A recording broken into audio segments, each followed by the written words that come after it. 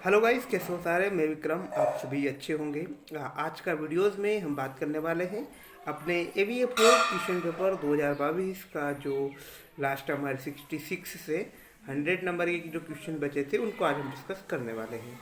आज के वीडियोस में हमारा क्वेश्चन पेपर कंप्लीट हो जाएगा गाइस।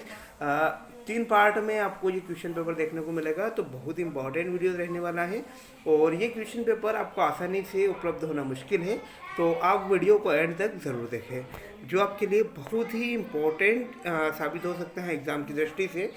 अगर आप 2023 में होने वाली AVA4 एग्ज़ाम की अगर आप प्रिपरेशन कर रहे हैं तो बहुत इंपॉर्टेंट है। समय न गवाते हुए सीधे हम क्वेश्चन की ओर लौटते हैं। तो when the bull is heavy and the cow is small in size, it is an advantage to have. यानी कि जब बैल भारी हो और गाय आकार में छोटी होने का इसमें क्या फ़ायदा होता है।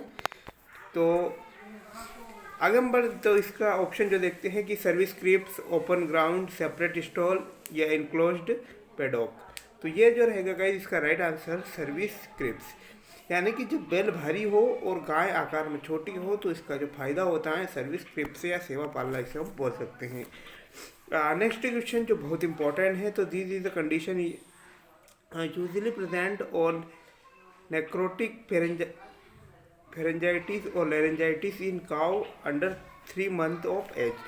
यानी कि वह स्थिति आमतौर पर 3 महीने से कम उम्र के बछड़ों में जो ग्रसनी शोथ या जब बोल सकते हैं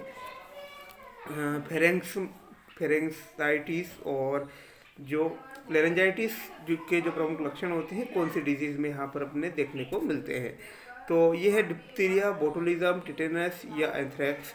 तो इसका राइट जो आंसर रहेगा हमारा डिप्थीरिया। डिप्थीरिया में जो होता है कि जो स्वरयंत्र या ग्रसनी या जो लेरेंक्स या फेरेंक्स संबंधित यहाँ पर हमें सिम्टम्स देखने को मिलते हैं। ओके, आगे हम बात करते हैं नेक्स्ट क्वेश्चन की ओर कि क्वेश्चन जो है 68 नंबर का, कि आपको एक शुद्ध नस्ल की होलिस्टीन गाय की जांच करने के लिए बुलाया है जो 280 दिनों के औसत गर्भधारण की तुलना में 12 दिन अधिक गर्भवती हैं। उसका कृत्रिम रूप से गर्भाधान किया गया था। 35 दिनों के बाद गर्भवती होने का पता चला था और गर्भाधान के बाद में स्ट्रेस नहीं देखा गया। आप डेयरी फार्म पर बैलों की उपस्थिति के बारे में पूछते हैं तो वहाँ पर कोई भी बैल नहीं था। गाय का पेट काफ़ी बड़ा हुआ है। गुदा के प्रति गर्भाशय को टटोलने पर आपको एक बछड़े की उपस्थिति पाते हैं। तो गाय निश्चित रूप से बछड़े के आकार जितनी लंबी प्रतीत होती हैं, तो स्थिति को आपको यहाँ पर पहचानना है। तो स्थिति यहाँ पर स्थानिक गर्भावस्था या छिटकती कुतिया में यौन आकर्षण, आभासी गर्भावस्था या प्रोलॉन्ग्ड गेस्ट्रेशन। तो ये रहेगा हमारा गाइस लंबे समय के गेस्ट्रेशन। तो जो लंबे समय की गेस्ट्रेशन तो उस अवस्था में कंडीशन देखने को मिलती है जब 280 प्लस दिनों में भी गाय गर्भवती रहती हैं। ओके, तो ये भी बहुत इंपॉर्टेंट गाइस। इस प्रकार की क्वेश्चन आप आने पर आपको बहुत फायदा है, क्योंकि आपको अगर कोई भी बारे में पूछे तो आपको उस क्वेश्चन में ज़्यादा जानकारी आपको यहाँ पर दी हुई रहती है।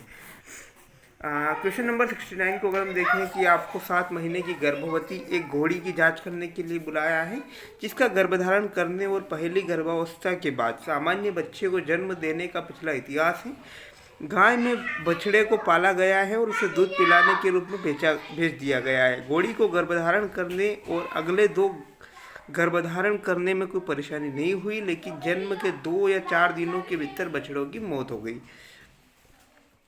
भले ही वे जन्म के समय स्वस्थ और जोरदार थे और घोड़ी के पास कोलेस्ट्रम और गर्भाशय के पेल्पेशन के तालमेल में एक व्यवहार भ्रूण की उपस्थिति का पता चलता है, तो कथित अवधि की गर्भावस्था के लिए सही आकार प्रतीत होता है। तो भाव्य जनन व स्तन ग्रंथियाँ दोनों ही सामान्य दिखाई देती हैं। तो ओके, तो ये जो है 7 महीने की गर्भवती घोड़े जांच करने पर पता चलता है कि वह गर्भधारण किया है, लेकिन जो 4 या 7 दिनों के बाद ही, जन्म के दिनों बाद ही बछड़े की मृत्यु हो जाती है। तो ये हमें यहाँ पर जानना है।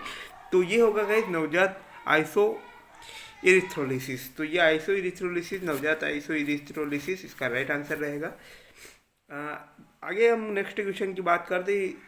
It is the only drugs use specifically to stop the reduce fibrosis.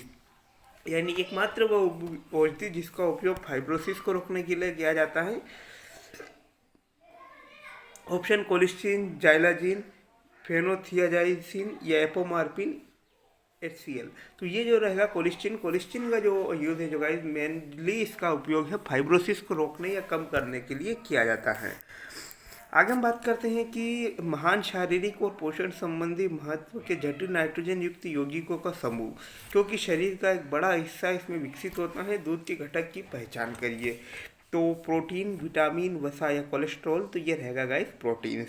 तो there are a group of complex nitrogen compound of great physiological and nutritional significance as a large part of the body substance is elaborate from them identify the milk component. तो इसका जो right answer रहेगा वो हमारा protein रहेगा।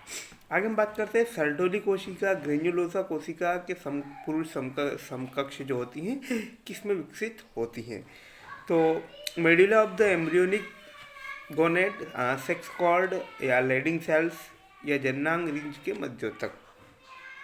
तो ये जो सेक्स कॉर्ड इसका राइट आंसर रहेगा। सर्टोली कोशिका जो पुरुष में ग्रेन्युलोसा कोशिका के समकक्ष जो होती हैं, ये जो होती हैं सेक्स कॉर्ड में विकसित होती हैं। आगे हम बात करते हैं कि निम्नलिखित में से कौन सा कथन सत्य नहीं है। तो असत्य कथन हमें यहाँ पर सिलेक्ट करना है कि हिमांक है, या हिमांक हमें यहाँ पर देखना है 0.5455 सी गाय के दूध के साथ। और तो गाइस इसका सीधा हम बात करते हैं कि ताजे दूध का हिमांक अस्थिर होता है। The freezing point of the fresh milk is unstable. Okay, आगे हम बात करते हैं तृतीय श्रेणी का अतिसार रोधी दवा, जिसका उपयोग कुत्ते में कोष्ठक संबंधी द्रुत नाड़ी के इलाज के लिए मौखिक रूप से किया जाता है। यहाँ पर जो गाइस हिंदी जो है बहुत ही टफ लेवल की इसमें यहाँ पर दी है। तो यहाँ पर हम देखते हैं इसे class 3 anti-emetic drugs which can is used orally to treat ventricular tachycardias in dog. तो ये रहेगा सोटोटॉल। सोटोटॉल का जो होता है कि एंटीरेमेटिक ड्रग्स के रूप में इसका उपयोग किया जाता है। आगे हम बात करते हैं कि आमतौर पर फ्रैक्चर के आसपास बड़ी मात्रा में जालीदार हड्डी होने के कारण जल्दी ठीक हो जाते हैं। सामान्य तौर पर ट्रेबुलर हड्डी कैलस के न्यूनतम गठन के साथ ठीक हो जाती हैं। तो ये होगा मेटाफाइसल फ्रैक्चर, तो तत्वांशी फ्रैक्चर इसे हम बोलते हैं। Acute Lyme disease respond to treatment with, यानी तीव्र लाइम रोग के लिए के साथ उपचारिक में प्रतिक्रिया करता है। तो एमोक्सिसिलिन इसका राइट आंसर रहेगा। आगे हम बात करते हैं कि थाइमिडीन एक अनुरूप है। थाइमिडीन एक किसका अनुरूप है, तो ये जो आंसर रहेगा इसका रहेगा जिडोवोडिन। जिडोवोडिन जो है थाइमिन के अनुरूप ही हम बता सकते हैं इसे। Which is the following is a not nicotinic agonist. निम्नलिखित में से कौन सा निकोटिनिक एगोनिस्ट नहीं है, तो वो होगा आइवरमेक्टिन। ओके, आगे हम बात करते हैं कि किसने सुझाव दिया कि एडिमेटेड अभिकर्ता बीमारी के लिए जिम्मेदार थे। Who suggest that animate against where were responsible for disease. तो ये जो रहेगा हमारा गिरोलामो फ्रेकोस्टोरो। आगे हम बात करते हैं खाद्य अंतर्ग्रहण को बढ़ाने या चयापचय को बदलने जैसी विशिष्ट उद्देश्यों के लिए मूल खाद्य मिश्रण में से एक घटक अवयव का संयोजन मिलाया जाता है। तो इसे हम बोलते हैं एडिटिव। एन इंग्रीडिएंट और a combination of ingredient is added to the basic feed mixture for a specific purpose like to increase feed ingestion or to alter metabolism। तो ये जो हुआ एडिटिव। इसके बाद सेप्टिफोर इज द जनरेशन सिफेलोस्पोरिन, बहुत ही important है। यहाँ पर हमें बताना है सेप्टिफोर जो होता है कौन सी जनरेशन का सिफेलोस्पोरिन है। तो राइट आंसर जो हमारा रहेगा 3rd जनरेशन। सिफेलोस्पोरिन जो होता है 3rd जनरेशन का सिफेलोस्पोरिन है, सेप्टिफोर। ओके, संयुक्त रोग में स्थानीयकरण और हड्डी में ट्यूमर की जांच के लिए छोटे पशु में ऑर्थोपेडिक्स में एक बड़े पैमाने पर उपयोग किया जाता है। तो ये है अस्थि सेंटिग्राफिस। ओके, आगे हम बात करते हैं कि जो ट्यूमर कोलम या रेक्टम में होते हैं उसे क्या बोलते हैं, तो colorectal neoplasm. Okay, tumour that occur in the colon and rectum are called. तो कोलोरेक्टल नियोप्लाज्म इसे हम बोलते हैं। आगे हम बात करते हैं निम्नलिखित में से कौन सा ग्रामीण समाज की विशेषता नहीं है। प्रकृति से संपर्क विषमता, कॉन्टेक्ट विद नेचर, जो यहाँ पर ग्रामीण समाज की विशेषता नहीं है। आगे हम बात करते हैं क्वेश्चन की और महामारी विज्ञान की सबूत बताते हैं कि बताते हैं कि कीड़े विशेष रूप से मच्छर और संभवतः कुछ मेज प्रजातियां वायरस के संचरण में शामिल हैं। उष्णकटिबंधीय क्षेत्रों में जहां गो जाति अल्पकालीन बुखार स्थानिक है, उप नैदानिक संक्रमण आम है। प्रकोप अक्सर वर्षा की अवधि के बाद होता है। अधिक समशीतोष्ण क्षेत्रों में गर्मी के महीनों के दिनों में महामारी फैलती है और सर्दी की शुरुआतों के साथ कम हो जाती है। संचरण सीधे या फोमोसाइट द्वारा नहीं होता है। गंभीर बीमारी में उभरने के बाद जानवर वायरस के बने रहने का दस्तावेजीकरण नहीं किया जा सकता है। संभावना है ऑर्थोपोड वेक्टर वायरस की दृढ़ता होती है तो रोग की पहचान करिए। तो गाइस यहाँ पर बहुत ही इंपॉर्टेंट जो ऑर्थोपोड यानी कि मक्खी या मच्छर के माध्यम से जो डिजीज फैलने वाली हैं, इनमें एकमात्र जो है पोवाइन एपिमेरल फीवर बहुत इंपॉर्टेंट है। रेबीज जो कि आर्थ्रोपोड के माध्यम से नहीं फैलता है, इसमें अगर न्यूकैसल रानीखेत की बात करें तो ये भी यहाँ पर नहीं फैलते हैं। आगे हम बात करते हैं, it is the study of the drug absorption, distribution, biotransformation या मेटाबॉलिज्म एंड एक्सक्रिएशन। दवा का अवशोषण, वितरण, बायोट्रांसफार्मर, चयापचय उत्सर्जन का अध्ययन क्या कहलाता है। बहुत ही इजी क्वेश्चन है ये। फार्मेकोकाइनेटिक, फार्मेकोफार्मेटिक, फार्मेकोमोड्यूलेशन, ये फार्मेकोडायनेमिक। तो राइट आंसर जो हमारा जो रहेगा वो होगा फार्मेकोकाइनेटिक। दवा का वितरण, चयापचय उत्सर्जन, अवशोषण, वितरण, चयापचय और उत्सर्जन जो होता है फार्मेकोकाइनेटिक्स कहलाता है। और भी वायरस निम्नलिखित में से किस वेक्टर में बनाए रखा जाता है, तो ये होगा ऑर्थोपॉड वेक्टर। और भी वायरस जो होता है कि ऑर्थोपॉड के माध्यम से फैलता है। किसका उपयोग मौखिक रूप से आंत के संक्रमण के उपचार के लिए, स्थानीय रूप से त्वचा, कान और आँख के संक्रमण के इलाज के लिए किया जाता है। तो ये भी बहुत इंपॉर्टेंट क्वेश्चन है और इसका जो आंसर रहेगा नियोमाइसिन। नियोमाइसिन का जो उपयोग है आंत के संक्रमण के उपचार और स्थानिक रूप से त्वचा, कान और आँख के संक्रमण के लिए इसका उपयोग किया जाता है। नेक्स्ट क्वेश्चन 89 क्वेश्चन जो है, एंजाइम की पहचान करें। एक एंजाइम जो वसा को तोड़ता है और ग्लिसरीन और मुक्त फैटी एसिड का उत्पादन करता है जो दूध में भी मौजूद होता है। तो ये होगा हमारा लाइपेज। लाइपेज एंजाइम जो होता है गाइज, दूध जो वसा को तोड़ता है, तो ये भी बहुत इंपॉर्टेंट है। Next question, which among the following is not common equipment fault. निम्नलिखित में से कौन सा सामान्य उपकरण दोष नहीं है, तो ये शक्तिहीन CO2 शोषक द्वारा रंग बदलना। Changing of colour bye excused CO2 absorbent. आगे हम बात करते हैं कि एक ऐसी स्थिति, नेक्स्ट क्वेश्चन की ओर, कि एक ऐसी स्थिति जिसे मूत्र पत्री मौजूद होती है, जिसे यूरोलिथियोसिस के रूप में जाना जाता है। आहार में विटामिन की कमी से जननांग पथ की उपकला कोशिकाओं में किरीटाइजेशन का कारण बनता है, जिसके बाद बैक्टीरिया का आक्रमण होता है और साइड पर कैल्शियम फास्फेट का जमा होता है, अंततः पथरी बन जाती है। तो ये होगा guys vitamin A. Vitamin A जो केरेटाइजेशन या विटामिन ए का जो अगर हम बात करते हैं, कैरेटिन जो होता है विटामिन ए का संपूरक होता है। और अगर कैरेटिन की अगर बॉडी में कमी होगी तो यहाँ पर हम बोल सकते हैं कि मेनली तो बालों का झड़ना विटामिन ए की कमी से होता है। और इसके अलावा जो अगर विटामिन कैरेटाइजेशन जो उसका होता है तो इसके संबंधी यहाँ पर हमें देखने को मिलेगा। तो विटामिन ए यहाँ पर इम्पोर्टेंट है। बात करते हैं अगले क्वेश्चन की ओर। तो अमांटाडिन की क्रिया की को यहाँ पर पहचान करिए।